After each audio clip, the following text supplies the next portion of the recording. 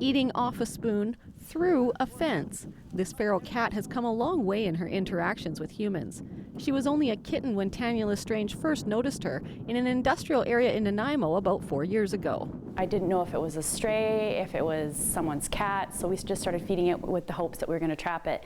And then four more showed up.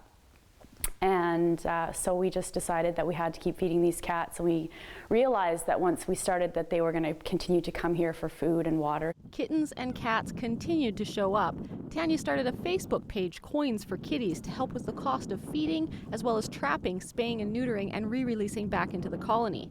Although they did get some donations, it wasn't enough to cover the cost that Tanya was incurring. After years of doing it on her own, she was approached by Catnap Rescue, who offered help. It's good because many hands make light work. So when I felt I had this big financial burden, I couldn't always afford to fix the cats when they needed to be done. Catnap has paid for the last few spays and neuters for my little colony here.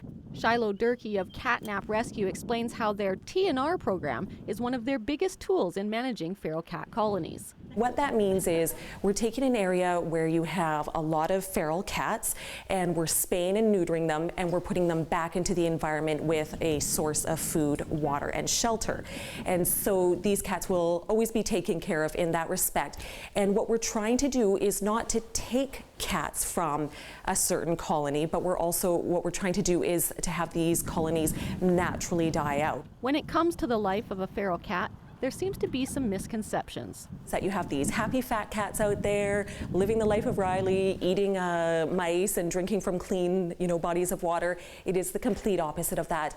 Abandoned cats generally live, if they're lucky, up to about 2 years. And it is a very tough life to contend with. They're dealing with situations like dehydration, starvation, parasites, injuries, attacks from other animals, hit by cars, etc. So it is not a good life. This colony is now considered managed, as all of the cats are fixed and cannot reproduce. But Tanya is staying involved with Catnap. When I became aware of the problem here, it sort of felt like, I just have to worry about these guys. But now that I know what the problem is in Nanaimo, Nanaimo has one of the worst feral cat problems in Canada, which is embarrassing Nanaimo.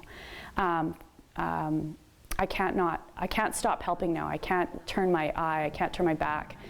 This is a human problem, this isn't a cat problem. We created this and we need to fix it. Catnap welcomes donations, foster homes, and volunteers of all kinds. It can even be as simple as picking up a cat from the vet. In Nanaimo, I'm Kelly Robinson.